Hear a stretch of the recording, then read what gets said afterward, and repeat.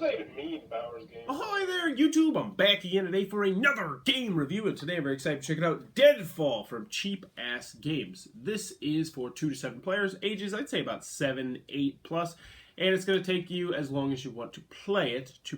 And in Deadfall, this is a straight up bluffing game where you are going to be trying to play out cards in front of you, trying to out-bluff your opponents or potentially guess and sniff out other people's bluff and gain their victory points. What am I talking about? Let's open it up and I'll tell you about it.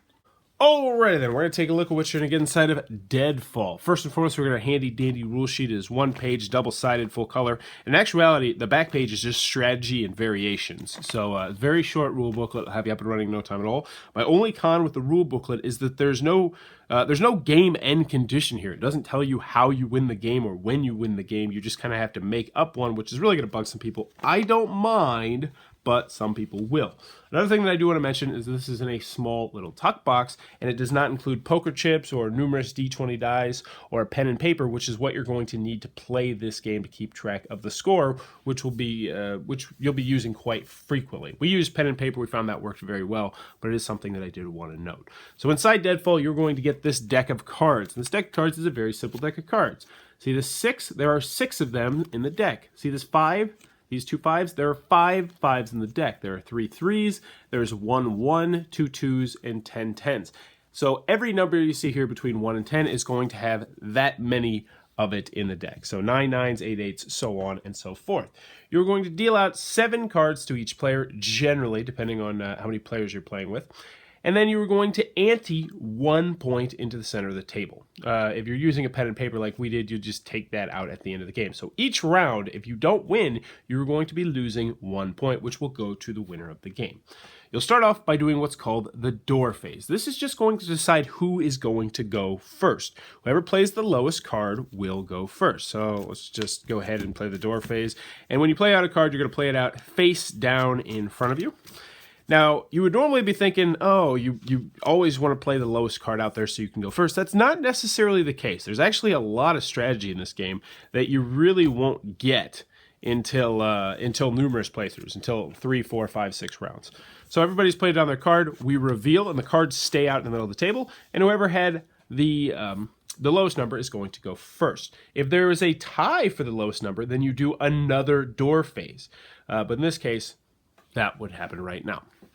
So this player is going to go first, and on your turn, you have one of 2 actions. The first action is you play 1 card down in front of you, and when you play a card down in front of you, you are saying to everyone else, I guarantee it that there is a 10 in someone else's hand. So that's your turn. Move on to this guy right here. He now has 2 options. He can either play a card like the guy did before, or he can say, you know what, I don't think there are any 10s in anyone else's hands. I'm going to call your bluff. We're not going to do that yet, though, because obviously there's a 10 in somebody's hand. Let's make it a little bit more interesting. So he might play this 7 right here, because it's a pretty safe one. There's probably a 7 out there, because you're not always going to know, because like I said, you only have 7 cards in your hand. So now this player would say, all right, do I want to call out the 7? Do I want to call out the 10? Probably not. And he's going to go ahead and, yeah, he'll get rid of his 7 too. This guy right here, he's feeling a little bit gutsy. He's like, you know what, I'm gonna be a ballsy here. And he's going to play this 3. And there's only 3 cards in the entire deck.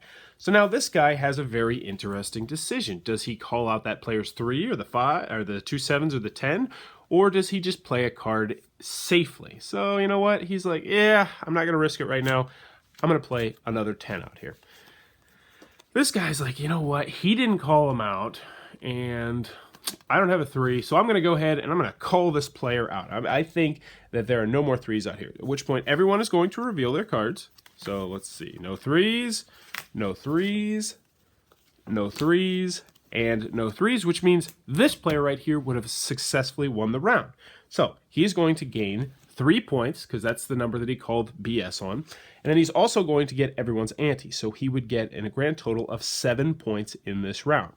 these two players would lose 1 point because they lost their ante, but that's it. And then this player would lose 4 points because he lost his 1 point ante, and he also would lose 3 points. So the 3 points that this guy gains goes from here. So there's a finite amount of points in this game. You're never going to have more than, say, 200 in a 4-player game. But anywho, you're going to do that. You shuffle, redeal, and rinse, wash, and repeat, going to X amount of points, however many points you want to go to. And that, in a nutshell, is how Deadfall is played. Alrighty then, Deadfall from Cheap Ass Games. What are my final thoughts? Let's go over the pros, let's go over the cons. First, on the con side, let's get the obvious things out of the way. It doesn't come with all the components you need to play the game. It's not a huge deal because most people, I feel, have a pen and paper laying around. It says you could use chips, and I would like to use chips, but I don't know. It just seems like it's a lot of extra work dealing with all the chips, especially at the higher player count. But that's neither here nor there. Another comment I have is I wish the cards were just a little bit nicer. I had a player who had like really sweaty hands, and like you could feel it on the cards afterwards, and maybe just a little bit thicker would be good. It's not a deal breaker by any stretch of the imagination, but the cards do get shuffled very frequently because the rounds can end very quickly, so it is something that I did want to mention. Also, a lot of people are going to be bugged by the fact that there's no game end win condition. Now, the box says 5 minutes to play, so I'm wondering if you're only supposed to play 1 round or 3 rounds or until somebody wins 3 or something like that. I don't know, but that is going to bug some people. I personally didn't have a problem with it. We'd always just play to 75, 80 points, be done with it, and that worked out just fine. Some people aren't going to like the scoring in this, the antes, and we don't see antes too much in modern board games, which I think is going to throw some people off, because when you think of antes, you think of poker, which is just, this old game. I personally like it, but it is a your mileage may vary kind of thing. Also, the theme completely posted on. Honestly, you probably won't even look at the pictures on the card. You're only going to be looking at the numbers on the card. So, yeah. Any other cons I have with the game? Oh, lower player counts, no thank you. 2, 3, 4's pushing it, but at 2 and 3 players, there is no way I'm playing this game. It's just not fun at the low player counts. I was bored out of my mind. You really need a lot of players, and I'd almost say the maximum player count to get the most enjoyment out of this game. But moving on to the pros, I really liked Deadfall. I love bluffing. I love trying to BS people. And this game has an exceptionally large amount of sneaky strategy that you don't get when you first play the game. When you first play the game, it's just like, all right, what are we doing? I'm going to play my lowest number so I can see if I can go first. Then we'll do this, and then we'll do that, and then you're like, oh, the round's over. And then the second time, you're like, well, maybe I don't want to play my lowest number, because maybe it's going to be tied, especially at the higher player count, so then maybe I'll play a high number first, but then I'll play my low number second. And as you play through the game, you start to see more little bits and cracks of strategy that you didn't see at first. For instance, if you have 2 3s in your hand, it's like, whoa, I've got an interesting choice right here. Because you can instantly bluff. Same with 2s. 2s, like, let's just say you have 1 2 in your hand, and you play it out there. What's going to be running through the other person's mind? The obvious choice is, hey, this guy, he's clearly, I should call him out because there's a 2 right there, and there's no chance there's another 2 out there. There's only 2 2s in the entire deck, and there's all these cards left. But then at the same time, that player might be trying to con you because he has 2 2s in his hands, and he's like, call me out, bro. Call me out, bro. It's this interesting little cat and mouse that I really enjoyed about this game. I will say, though, you do want to make sure that you set the point limit knowing how the points work, because we set the point limit pretty high the first time we played, and the game tended to drag out. I was like, yeah, let's go to 100 points, not realizing that 100 points is a lot of points in this game, because most of the game, most rounds of the game, you're not going to score. You are going to lose 1 point the majority of the time, especially at higher player counts. But overall, Deadfall. Oh, one last pro I have with it is you can apparently use this deck of cards to play a game called Pairs, which I don't know how to play. But since I'm going to be keeping this, and this is going to be going into my shelves, potentially even into my book bag, that's how much I like it, I can definitely recommend Deadfall from Cheap Ass Games.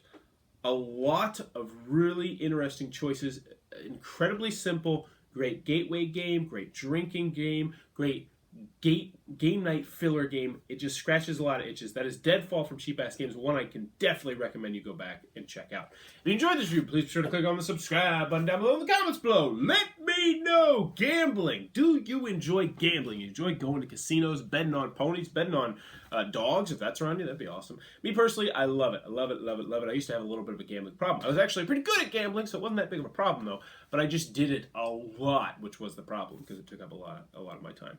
But yes, I love gambling, and I love games that allow me to get that little feeling of gambling. I also like horse racing a lot. I just find that so amusing, studying those giant books about the different horses, like, oh, he did this, and oh, it's muddy, so he might be doing this, and I really like that. But do you like gambling? Let me know in the comments below, and as always, thanks for your time, YouTube.